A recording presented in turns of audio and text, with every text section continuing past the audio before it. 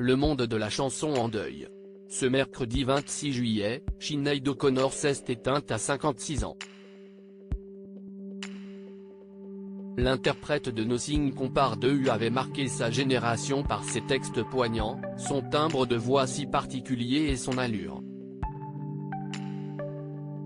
Le crâne rasé depuis plus de 30 ans, l'Irlandaise avait expliqué à Rolling Stone la raison de ce choix capillaire radical en 1991. Les dirigeants d'Ansaign Records, son label de l'époque, note de la rédaction, voulaient que je porte des bottes à talons hauts et des jeans serrés et que je me laisse pousser les cheveux et tout ce genre de choses parce qu'ils pensaient que je serais beaucoup plus jolie, avait raconté la future mère de 4 enfants. J'ai décidé qu'il était tellement pathétique que je me suis rasé la tête pour qu'il n'y ait plus de discussion. Dans cette même interview, la jeune femme d'alors déclarait avoir grandi dans un environnement où il était dangereux d'être une femme. Cette coiffure peu commune lui donnait en quelque sorte l'impression d'être en sécurité. J'ai toujours eu le sentiment qu'il était très important de me protéger, de me rendre aussi peu attrayant que possible, développera-t-elle. Les années qui suivent, Sinéad O'Connor laisse repousser ses cheveux et s'affiche à un concert avec une coupe courte en 1997. Mais cela ne sera que passager.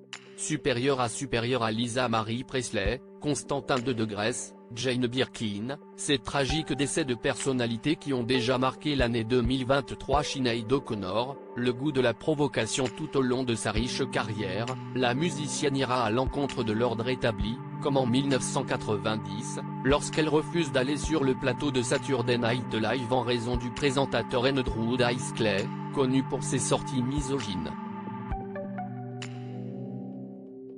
Elle refusera également qu'une salle de concert du New Jersey où elle doit se produire ne joue l'hymne américain, et de se rendre aux Grammy Awards de 1991 pour protester contre la première guerre du Golfe.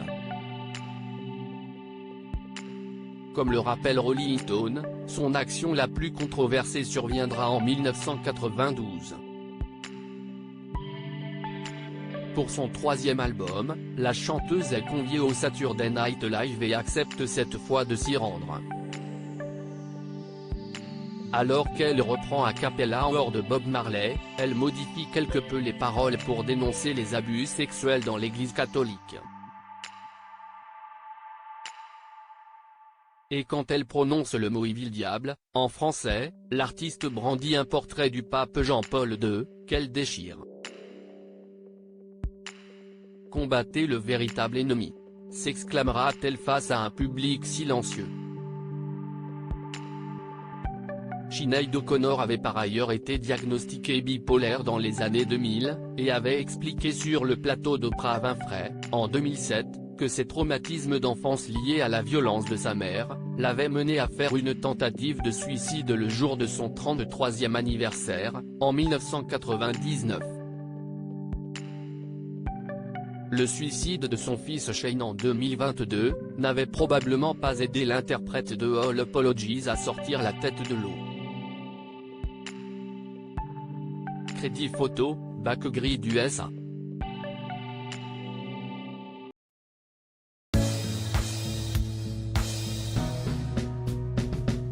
But there's all times through the rough times I